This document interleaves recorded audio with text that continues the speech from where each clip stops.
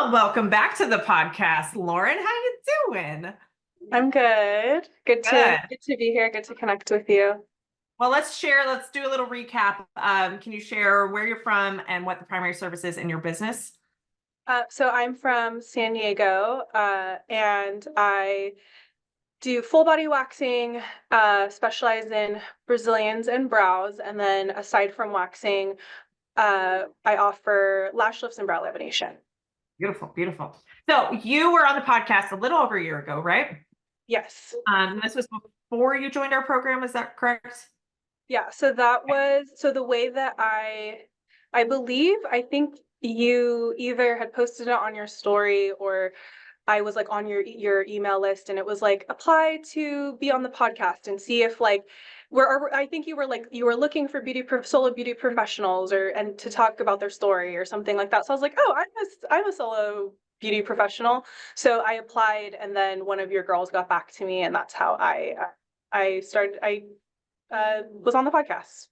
Great. Okay, so kind of give everybody, if they hadn't heard that episode, give a recap of where you were at the time that that episode was recorded and things that you were struggling with, but also the vision that you had for your business back then.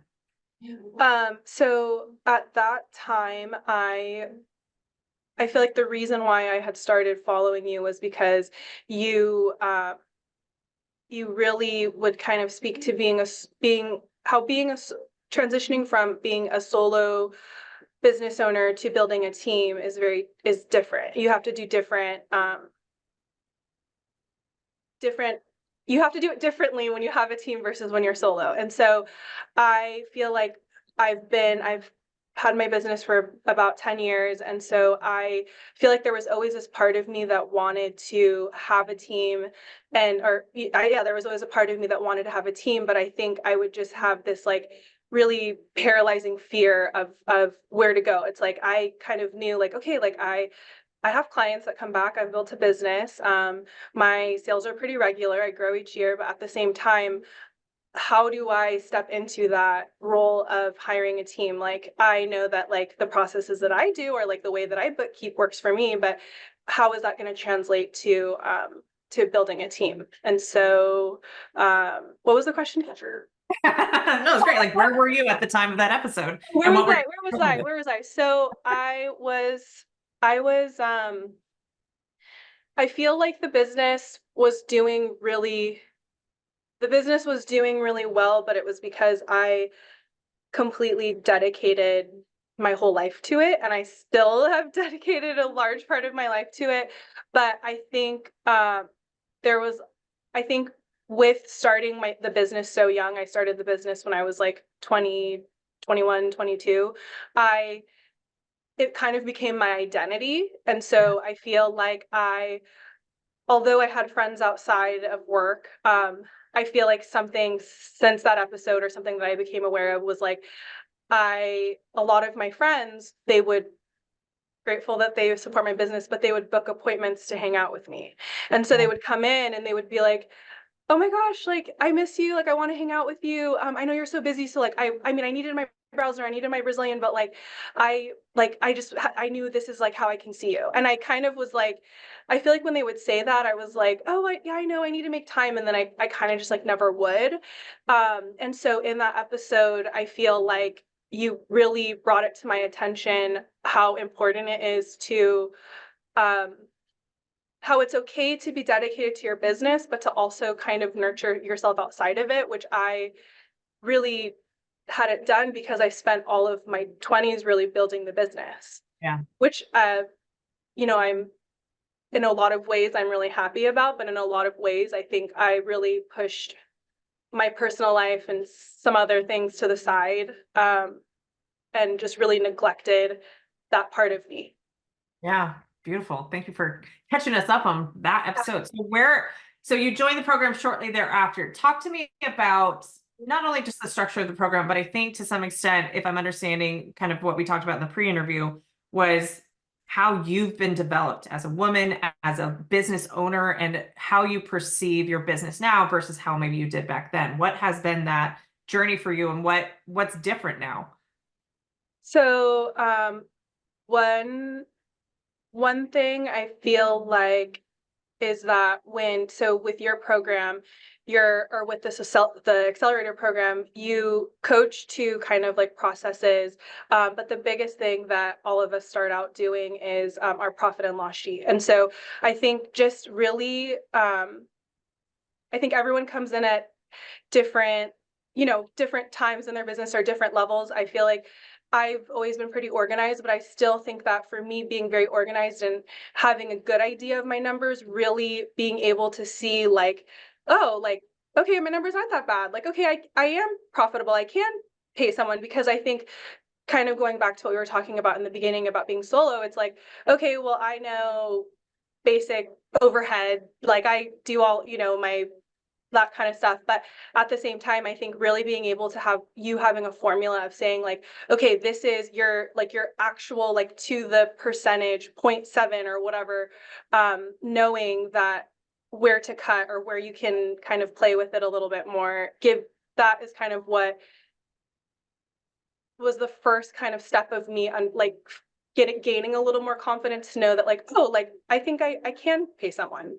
Because I Yeah. think at the end of the day, like, kind of what has come up in coaching where, with some of the other girls, where it's like, oh, well, like, everyone in my area is paying $15 an hour. And you're like, it's not about what everyone else is doing. Everyone's business is different. So but I think it's really nice how we're able to like focus on our own individual thing, because I feel like it's so easy to get caught up in like what everyone else is doing and trying to kind of like emulate what our idea of success is.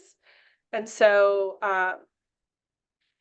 that yeah, that Yeah, I is, call it monkey see, monkey do, right? yeah. It's like, oh, well, everybody else is paying 50% commission. Oh, and I even remember when we were talking about what you wanted to offer. Now she's in California, so just for context, California minimum wage is basically like $20 an hour right now. It's gone up Mm, significantly. yeah. And so I remember, I think you're at 40-ish% profitability with with just you. Is that correct? And when we threw in a team member on there too. So I think I was at like 64, and then or like 63, and then when we threw it in, it was still like a pretty good profit margin. Yeah. Yeah. So that's why I love wax businesses, because you guys charge like such premium prices for the Yeah. time and you can get it down really quick. So Yeah. just for context, wax businesses are the highest profitable businesses out there for the most part. PMU can also be up there, but for lash services, you guys may not be as high on that because your services are just longer. So we always look at, we have benchmarks, like certain percentages based on all of the P&Ls we've seen over the years with students of what we try to aim people to when it comes to profitability, and like where their operating expenses could be and where their cost of goods sold, their labor costs, all that stuff should be. And we teach you all of that in the program. So if that is all foreign language to you, totally fine. We'll teach you what that is. And with you already came in massively profitable solo. And we had a lot of wiggle room to be able to pay somebody that was a little bit more than minimum wage. And I think to some extent, if I remember right, there was some resistance about the wage that I presented. I think was like $22 an hour, and you wanted to offer 25 or something like that. And I was like, well, let's talk about it. And let's kind of actually recreate that conversation. I don't know if you remember it, but do you remember why you wanted to go 25? I mean, you could afford it. It wasn't that you couldn't afford it, but do you remember why you wanted to do 25 as opposed to maybe 22?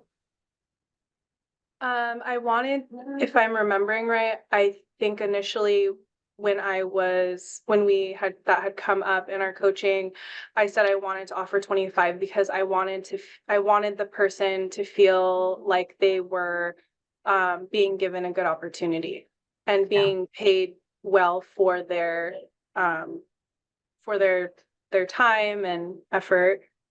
Yeah. And it wasn't that you couldn't afford it, but anytime somebody comes in with a higher wage than is, I don't know, I always, whenever there's like a higher wage conversation, I always look at there's a pool of money, right, that we can invest back into the business. And part of that, we're looking at investing back into team and hiring. So to some extent, I guess we could take all of the money available and throw it into wages. That's what most people do, is they take whatever money available, and even some that they don't have available, and they throw it into labor costs. So like really high commissions or really high wages.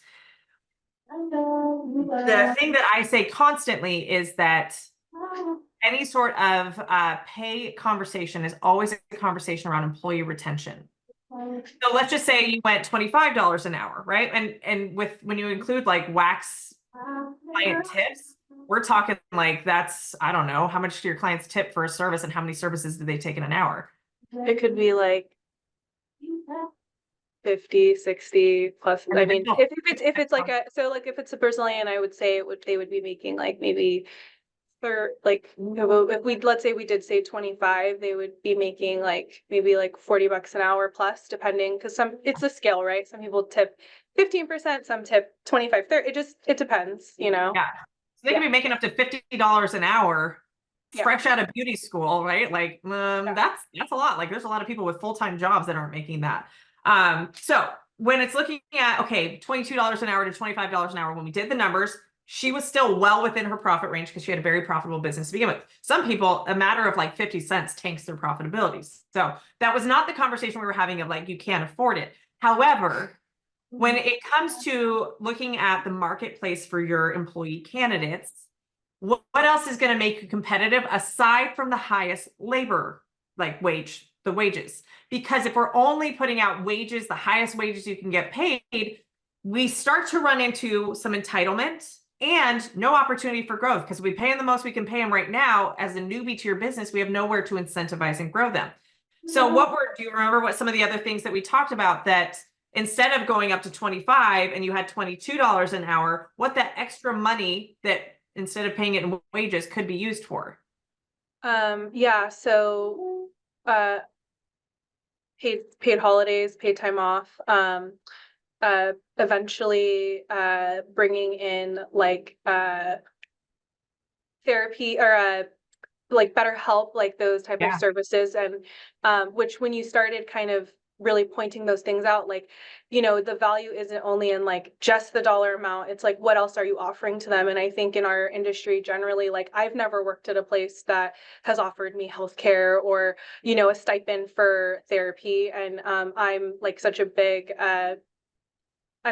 like, I'll shout it from the rooftops, like therapy has changed my life. I think everyone needs it. And so when you started pointing that out, I think it's just, you have this really great way of like kind of pointing out, like picking at little things where it's just like, oh yeah, duh. Like when it's like when Tara says it makes sense. Like, you know, I think I'll speak for myself, but I tend to like, I can really just kind of like think of every scenario, but then I get really wound up and then I can't zoom out. And so I feel like you really help me to zoom out and look at the big picture and give options. Like you've never once told me like you have to do this or this is the way, nothing like that. But it's kind of I like told you have to hire by the end of the month. no, Get off, never. you know. Yeah, well, and I did it at when I started, when I, you know, this is Xcelerator. It's like a 4-month kickstart, and I feel like I didn't hire at the end of the first 4 months when I did it, and so I have just been, you know, staying on for the coaching and the support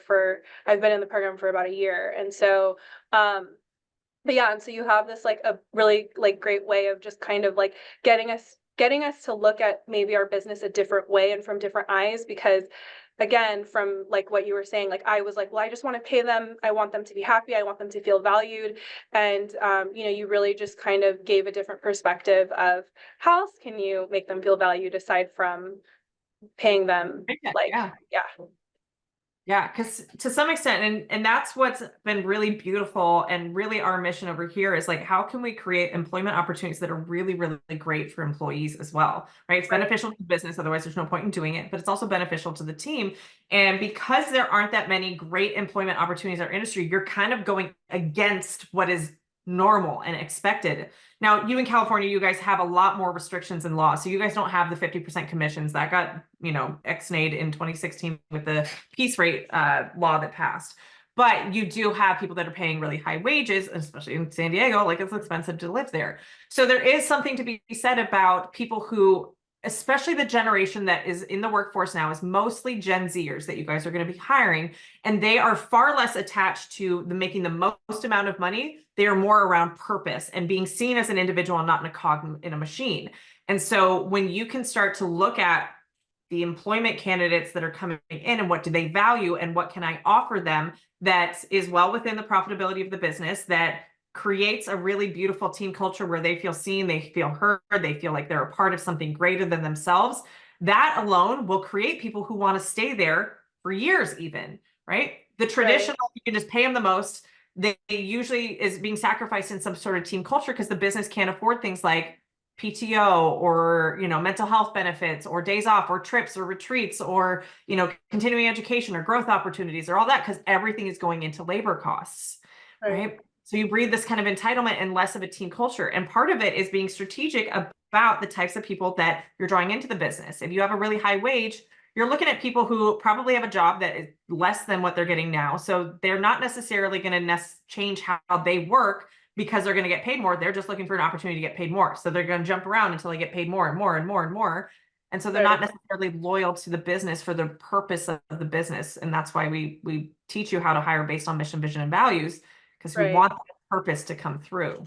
Right. And I think even with that, like being said, when I did finally feel like I was in a space to hire someone and to move forward with the process, because you do teach to that after doing, after you look at the numbers and you really like decide like this is what I'm going to offer, or will we figure out our mission, vision, and value before that, but when I did go through the interview process, it's nice because since you do give like a structure of kind of like these are things to look out for, because for me, again, I'll speak for myself, I'm very like all about vibes, the feels. I'm like Feelings. I'm a big empath, so like so yeah, and so I think when I was going through the interview process, it was nice to kind of have that little kind of, or that structure and that little voice in my head of like, yeah, like this person is great, but at the same time,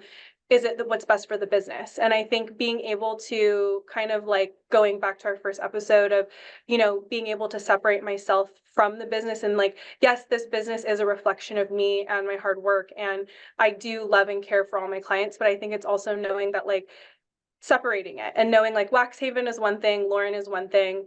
I can still I still want to enjoy who I work with, but I also, doesn't necessarily need to be like a best friend type of relationship. And so that was something that I ran into, and I felt, and I had shared that with you guys after I had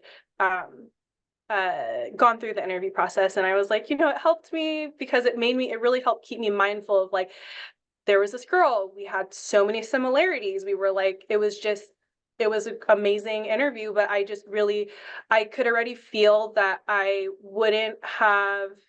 it would have been hard for me to step into a leadership role because I felt like, oh, we're the same. Like we're like, this is a girlfriend. Like this is someone who like I want to hang out with, and I want to hang out with, I want to be able to like enjoy and hang out with who I am working with, but kind of having a little bit more like boundaries with that.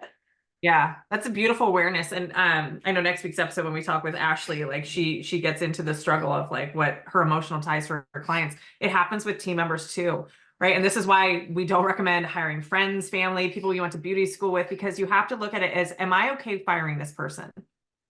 Right? And some people are like, oh yeah, she'd understand. You're taking away a paycheck. I don't know that she would. So hiring people that you can lead is a very different way to go into an interview process than hiring people that you vibe with, right?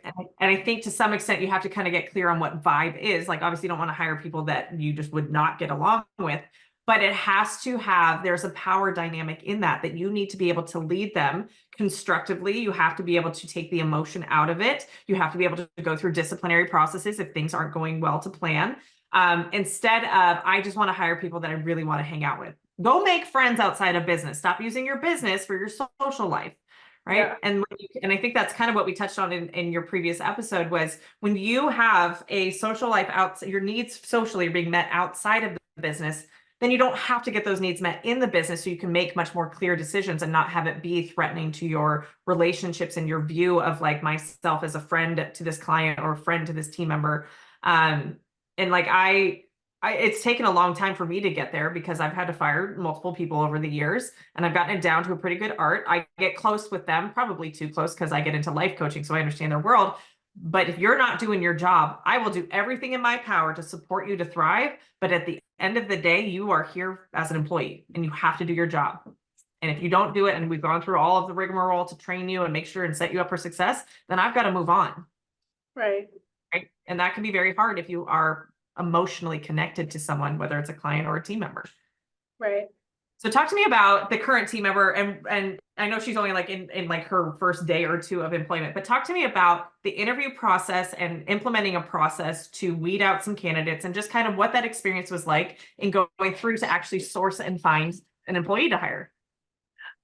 So it was really nice to have the kind of structure and outline of the little tips you give of like, hey, this is how you weed out just generally from the jump from the gate of someone who maybe may not follow directions. And so with you kind of giving us like a clear kind of like an outline of how to even start with that, because I did post on Indeed, and kind of like to your coaching, you talk about really easy for someone to just like press apply to all. And so I think it was nice to be able to weed out some of the people who like I got like there was one that I got where it was a guy who was like not even an esthetician, but I was like, why is this guy applying for this job? Like clearly he just that, and like that's exactly what you're like, people can just apply for every job in San Diego. And so that so having that just having that to start with, and kind of saying like, okay, so we weeded out some of the people who maybe wouldn't have read directions. And then it's nice that we do like a phone interview first before an in-person interview to kind of just even see like, I think it also on both ends in terms of like time and just knowing like, is this even like, should I even have you come in for an in-person interview, take time out of your day to come in, take time out of my day to come in. And sorry, I'm losing my mind. Yeah, so you have a team member now. So talk to me about what was different about her in that process that started to stand out of like, I think this might be the one. She just I feel like from the phone interview process, I liked the way that when I asked her certain questions, like she didn't seem like she was just trying to tell me what I wanted to hear, or like, oh yeah, like X, Y, and Z, like just very agreeable. And so with that, when I had her come in for the interview, some of the questions I asked, like she was very like all about like, I want to be part of a team. I want to, and when she didn't ask about pay at all. And it was posted on the Indeed posting, but I think there were certain things where it's like, oh, like this is someone who wants to grow with the business and learn and and she is a team player. And, even when I told her about the pay structure and I was like, and all that kind of stuff, she was like, okay, great. Like she would like, it was almost kind of like kind of what you were saying. It's like, yes, of course she's working, she wants this job, she's going to get paid, but it wasn't about like I want to make as much money as I can. And with one of the other people who I interviewed, I think that was her thing, was she was like, I don't feel like I'm being paid enough. And at her other job is what she gave you as a reason. Yeah. So it's interesting. So talk through that, because people may not understand why that would be a red flag. So she's applied for this job, and through one of the interviews that you had with her, she mentioned the reason why she wanted to leave her previous job or her current job is that she wasn't getting paid enough. Is that what happened? Yes. Yeah. Okay. And what did that indicate to you, just based on that little knowledge nugget she presented to you? That money is something that she really is the most important thing to her in a job. So it didn't really matter necessarily, like, and in my mind, because of what she was doing, what she had done in the industry already, I was kind of like, are you interested in body waxing? Like body waxing is it's a specific person who's okay with like making people feel comfortable with their bodies. And we really get in there, really in people's intimate spaces. And so I didn't, that was just kind of an indicator to me that it's like, is this even something that you're interested in? Like, is this Right. in the industry? Like, are you even, or is it more just like, okay, well, like, I'm just going to do this because I'm going to be getting paid however much more than I'm currently making. Yeah. It's interesting because a lot of these calls that I have with people when they apply to this program, I'm checking their motivation too. And there have been times that I have not allowed people into the program because they only want to make a bunch of money. It's not Yeah. about the team that they want to build and the culture and pouring into women and creating more impact, which is fine. There's nothing wrong with that. I just know that generally speaking, if that's the motivation to make the most amount of money that you want to make, it's going to take way longer and require way more work than you're probably willing to go through because you're not going to get the instant gratification of that money right away. But when you're really pouring into either creating a really safe space for women and creating more magic with team members, and you want to pour into the team members as women so that they can pour into the clients, like all of that is non-monetary. Now, I'm very much a believer in more income, more impact, more impact, more income. They're very tied energetically in my world. And so when you start to look at, like, when you focus on those things that are the non-monetary side of things, naturally, law of reciprocity is going to increase income. And so I think that was very astute of you to recognize when somebody is speaking to money that quickly and that early on, they're telling you exactly what is going to set them up for success. You're going to pay me the most amount. I'm going to want more money, probably earlier than you're willing to give, whether I earn it or not. Money is always going to be the thing that I'm going to need to stick around. Right.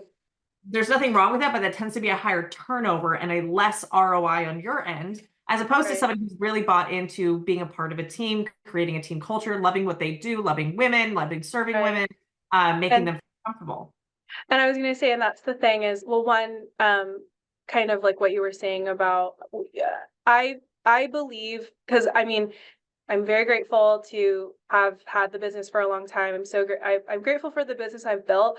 But when I went off on my own, it was never about me being a business owner, me making a bunch of money. It was truly because I worked other places, and it was either the girls or it was the owner. And I just was like, I love what I do. I just want to I want to like hang out with my clients all day, wax them, do my thing.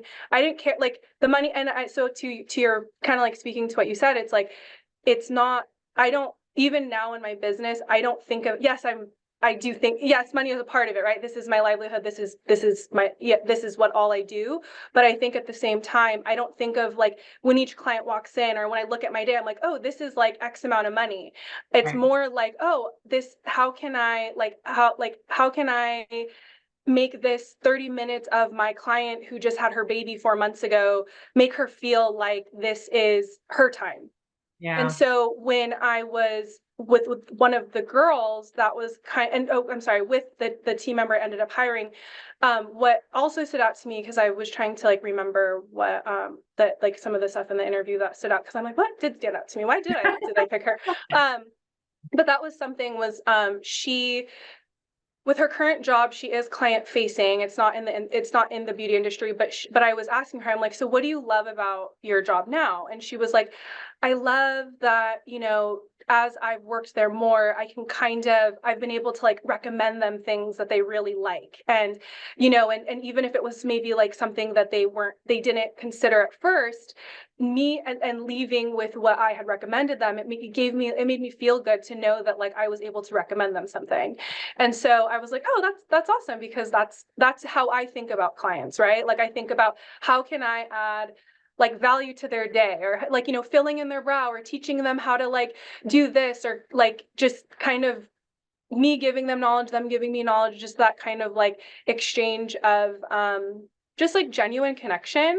And so when I was in the interview with her too, that was just really something that stood out to me, where I was like, okay. And then I asked her, like, that was what I asked her, what she loved most about her job. And then at the end, I was like, do you have any questions for me? And she was like, yeah. She was like, why do you like doing this? And so it was cool, because it was more like she was curious as to why I was doing it and what I loved the most. And so I think like little things like that, where it was kind of like, okay, so you do kind of think about building relationships maybe the same way. Yeah. because that is something that, I mean, in our industry is very important, is client relationships. I think we're building their trust, but they're also building our trust. And it kind of goes back and forth. Well, and also to speak to like, you can teach somebody to do skills all day Yeah. long. Like Yeah. to actually do the service, it's a step-by-step process and you can break it down in, your magical way of doing it. It's very hard to teach character traits, like anticipating clients' needs and going above and beyond. Like she was showing that she already does that outside of her job. Yeah. And you can kind of see like sometimes people who have a love language of acts of service do really well in the service industry. They're already naturally like oriented towards that. And so Yeah. ask really specific questions to gauge that. Because, homegirl who was saying she's not getting paid enough. Well, think about it as behavior as a language. These interviews are giving you little seeds of what's ahead when you start to put pressure on it. So let's just say to the opposite of what you experience, you don't look at the fully booked schedule and say like, oh, I'm going to make $700 or $1,000 today. If she's looking at her schedule and there's not enough clients, she's immediately going to go, I'm not going to make my bills today. And then she's going to get like resentful, or she's going to have fear, or she's going to come to you being like, and start complaining, or, getting scared and bringing that energy in instead of focusing on, I have 4 clients today. How can I serve these clients? Right. So it's just a different mindset and a different type of person. So when you're looking at your business and trying to grow and scale it, and it not having team members in there that are going to make things way more difficult on you, you've got to start to look at the character traits and the qualities. And this is why we teach to mission and vision and values and get you clear on that before you've ever hired your first team member, because that becomes the guiding light of, are they in alignment with where we're going? And we're very clear on where we're going because we've done the work and we've been intentional about it. Or are they going to be kind of like wishy-washy, or are they going in the opposite direction? We're going to have to drag them along until it just implodes for both of us. Right. Yeah. I'm so glad you have that experience. And like, we kind of talked in the pre-interview about the challenges of setting this team member up for success and your first time of like getting an onboarding experience. Yeah. I want you to share your perspective of where you're at in working on being detached from the outcome with this team member, right? Because we can put a lot of pressure on this team member of like, she's the one and it's going to be everything. Yeah. It's going to flow exactly how I want it. And I think speaking to that, or now that like you're asking me that, it's funny because I feel like when I did her phone interview, and then when I did a bunch of phone interviews, but she always kind of stuck with me. Like I was like, there's just something about this person that I'm like, she feels special. Like I'm like, she just seems like she's just going to be the perfect fit.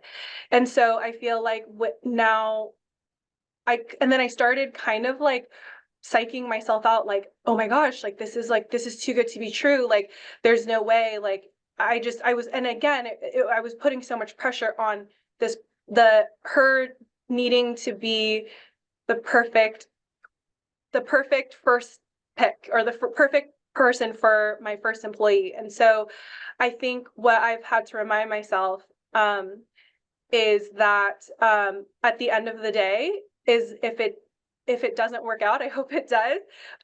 It's all a learning experience. And I think just for me personally, taking the first step to hire my first person with a lot of stuff that's gone on in my life the past couple of years, it's a big step for me. So I think it's given me the confidence to know that like I can do it. You're doing it. Yeah, and I'm doing it. You've done it. Yeah, I'm doing it. I've done it. And so I think that's something that with some of the things that have come up with the first couple of days, I'm like, it's not even like I'm not, it's not that it's like I'm necessarily like placing blame on myself or placing blame on her. It's more just like, okay, zoom out, pan out. What can I do to set her up for success? Kind of like what we're talking about before the interview. Yeah. So just to give a little bit of, go ahead.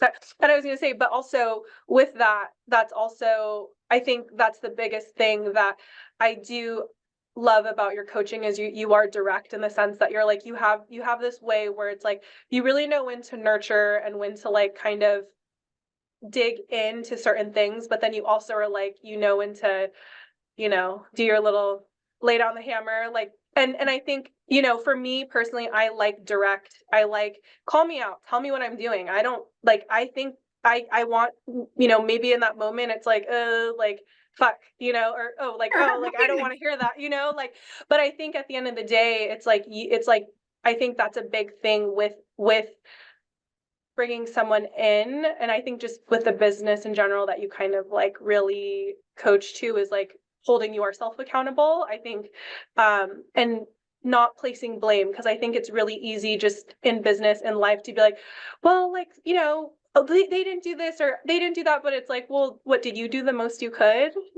What did you do um to uh I'm losing my thought. Positive results. Yeah, exactly. Yes, yes.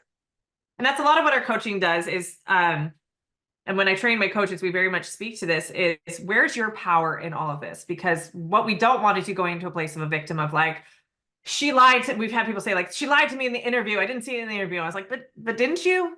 Like, wasn't there a little bit of an inkling or a red flag? And when you can stop to go back and reflect of like, I made choices, right? I made a series of small choices, whether they were intentional or not, that got me to this result. So whether or not team members work out. So for context, her team member was late on her first day, but it wasn't really her first day. She got COVID. There was like all of this nuance that the perfect start date and plan didn't end up happening that way. Sounds like life, right? And so Lauren reached out on one of the coaching calls saying like she's really concerned, like that's not okay that she showed up late. It was her first day.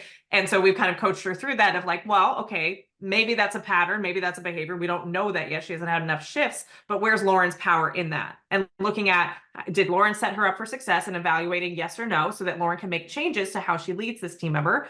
And then also this was very strategic for me to have you go back and talk about the interview with her, because I wanted you to remember why you hired her in the first place, because you did a very diligent job of going through and weeding out people, right? Yeah. And so to have you remember, like there is something special and unique about her. So it shifts your perspective. Instead of looking for all the reasons why she's now no longer the right hire because you know she showed up late and maybe miscommunication or something like that, it gets you looking at, no, I think she's still the right fit, right? I still think she can go with me where we're going. And we're also going to have a boundary conversation, setting expectations right off the bat, because that can't happen again, right? And so it's that nice balance of, I'm going to trust the fact that my gut and my intuition said that this was the right person, and there's a lesson to learn in this. And what a beautiful opportunity it created for you to really start to actually lead her right off the bat.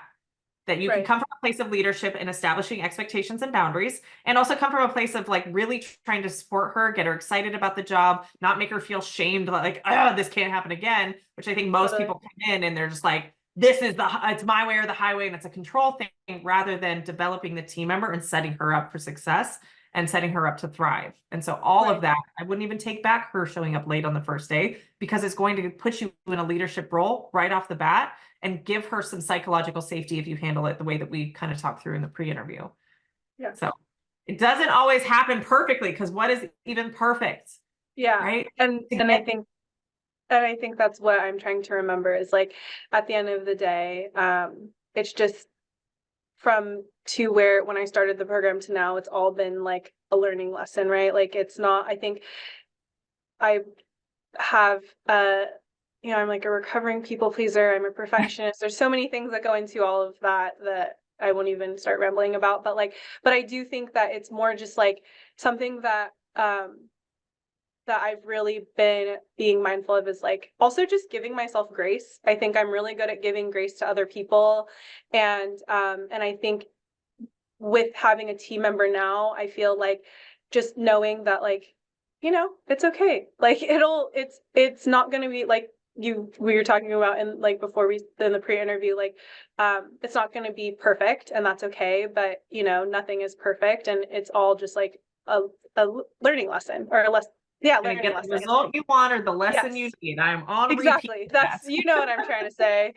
That is the best anti-perfectionism, saying I'm going to get the result I want or the lesson I need. Either way, I win. That puts you in a place of detachment from the results. When we start to really get into perfectionism, which is really control, right? I'm trying to control every variable. We are not detached from the results. Therefore, we put a lot of meaning and a lot of pressure and a lot of stress that it has to end up exactly how we see it in our head. However, when we're looking at law of attraction or manifestation or anything like that, you have a vision of what you want. You've already put it out in the universe. You wouldn't be working these steps if you didn't have a vision.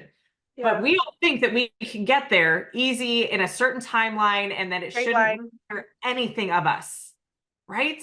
I just manifest and it just happens. But no, no, no. The universe is giving you the lessons to get to that result, right? To get to that. And the more we resist it, the more we have to keep learning that lesson. So the faster we can fail, the faster we can learn, the quicker we're going to get to the result that we're aiming for. Yeah. And I think even when I listened to, because I did listen to my episode like maybe a week or two ago. Well, it was funny. I had listened to my episode a couple weeks ago, and then one of your girls was like, we want you on the podcast. And it was just so funny because when I was listening to the episode, I felt sad for the person who I was listening to. And it was just like a really good way for me to reflect and kind of give myself a hug and a pat on the back of like, you've come such a long way from where you were then in the business and then also in your personal life to where you are now. And I think just remembering to celebrate just to celebrate yourself. And I'm just, I'm very, it was very, it was empowering to, I definitely was like, I was cringing when I was like, oh my gosh, like, but I think at the same time, part of the letting go of perfectionism is being able to look back and just know, like, not shaming that person. It's not because I was just in a different place, and being proud that like I've overcome that. And now I'm in a place where I still have to be really check in with myself and remind myself that like, it doesn't need to be so black and white, and that that either way it'll be okay. And like you said, it's a lesson learned, or you know what you said. I'm not going to say what you say, Tara. Yeah. So progress over perfection. And I think my challenge to you in that is, instead of feeling sad for that version of you, can you be grateful? Because without her, you wouldn't be here. Right. Like it's all about perspective. I was just sharing my story on a separate podcast that I was featured on about my miscarriage. Right. And I had that in 2012. So it's been 12 years. And if I didn't stop to be intentional about, what I was creating with my life and how my life has changed, I wouldn't have seen and been able to reflect back on how that was a pivotal moment to change the entire trajectory of my life. That devastating thing that happened and the grief that I went through, and, you're just in the pit of it when you're grieving, but to pull back and actually look, like you said, like I call it, you can't see the forest through the trees, right? And so when you start to pull back and you look at the forest and you're like, wow, that was the path that led me here. So I can be grateful for that moment and that instance or that loss or that shift in my life or that awareness that was created from that pain, and know that it served me in the long run. And that's when you start to really you start to have a healthier respect for the struggles that you go through in your journey, when you recognize how many times in the past a struggle has led to a result that you wanted that was better than you could have ever imagined. Or like as people coming into your life and people that have served you, they only come in for a season. But when you can be intentional about looking back in gratitude for the things that have happened, even the most painful of things, that they set you on a trajectory to have some good things in your life too, then looking forward, you're not afraid of failure. You're not afraid of struggle. You're not afraid of pain because it's working for you. Right. And I think it's so liberating as someone who is struggles with control and perfection of letting go and letting people in. And I think that is something too that in my personal life because I've prioritized just kind of like, it's okay, like I can be myself. I don't have to be what people in my life expect for me to be. Over the years, I've definitely shed some, it's made me realize a lot, and I've shed a lot, but then at the same time, I feel like it's also allowed me to connect with people who maybe like were in my life the whole time, but I wasn't letting them in, or like people who were in my life and it just has deepened my connection with them, and not in a professional way, but in a friendship way. And so it's just, I think, I definitely feel like, it just feels really nice to look back and see the growth, and not shaming myself.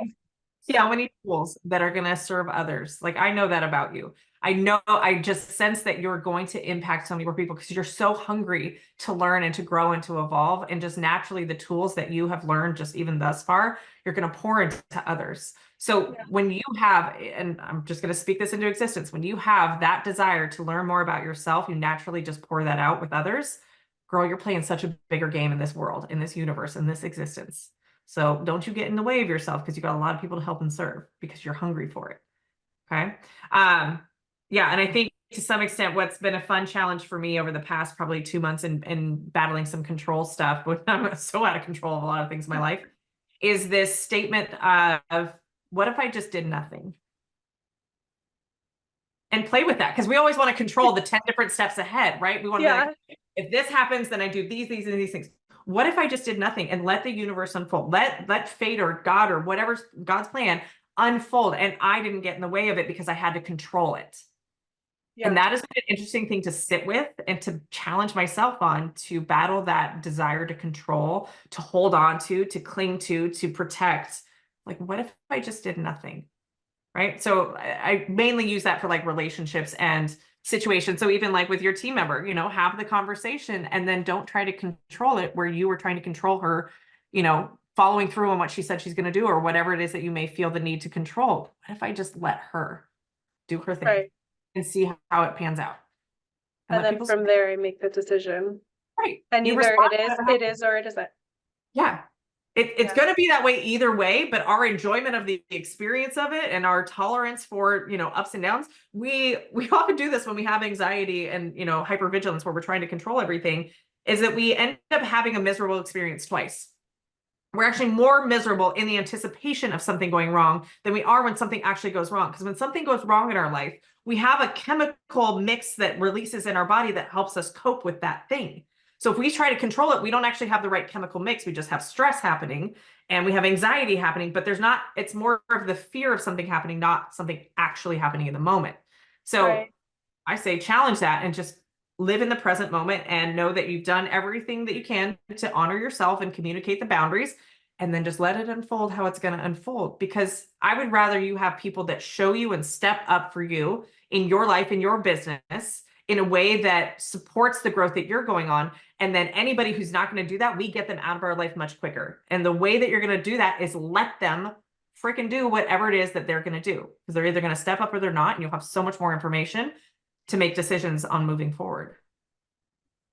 Oh my gosh, so much we covered today. Holy cow. I Yeah. love it. Let's get back to the Accelerator program. So real quick, for anybody considering joining, let's just say it was Lauren like a year and a half ago. What advice or just thoughts that can you offer to them to help them make a decision if they're toying with building a team? My advice for you would be at minimum to just sign up. If you get anything out of it, if you don't end up hiring a team, if there's anything you get out of it, it's learning you're really getting down to the nitty-gritty point, percentage, penny, whatever, of the numbers in your business. And I think that's something that in our industry, again, because we make money so fast, I think it's really easy for it to get muddled and to think like, oh, I made X amount, but it's like, well, the business made X amount, and then you need to put some away for taxes. So I think I would say join at minimum to figure out your shit with your business, like the numbers. Financial side of Yeah, things. financial. But then also I do think that aside from the financial part, I think it is also a good way to kind of determine like, what are my values in my business? And Be I think, intentional. yeah, being intentional with where you're taking your business and why you're taking it. And do I want to build a team because I feel like I've been doing this for 5 years or 3 years, and now it's like that's just like what social media has told me, that I need to have a team and I need to like be a boss babe and all that kind of stuff. And I think if that's what so if that is your goal, is to be like What is a boss babe? I mean, come making it on. real with your G-Wagon, like that's totally fine. And I like everyone values different things. Everyone values different things, and that definitely what is not, if you value that, that's totally cool too.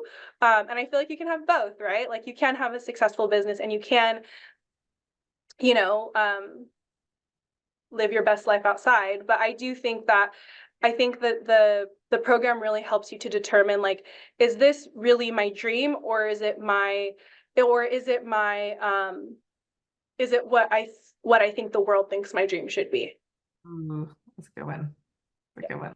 Awesome. Well, if you're interested in learning about how to build a team legally and profitably, we do have my Build a Team, Live Your Dream Masterclass coming up very soon. I believe the week of May 13th. Registration for that free masterclass starts on May 1st. So if you're listening to this on the release, it's like 2 days away. If you're listening to it May 1st or beyond, you can go to lashpreneur.com/build-a-team and join me on a call. We'll talk a little bit about the 3 phases of hiring, including your financials, hiring process, onboarding process. And we'll also talk about how to look at your business through the lens of data and how to make data-based decisions when it comes to hiring. So if you want to stop trading your time for money and start growing your business without growing your time spent in it, I will see you on a class coming up soon. Miss Lauren, thank you so much. And we're not done with you yet. We still got a lot to do. So I expect episode number 3 in another year.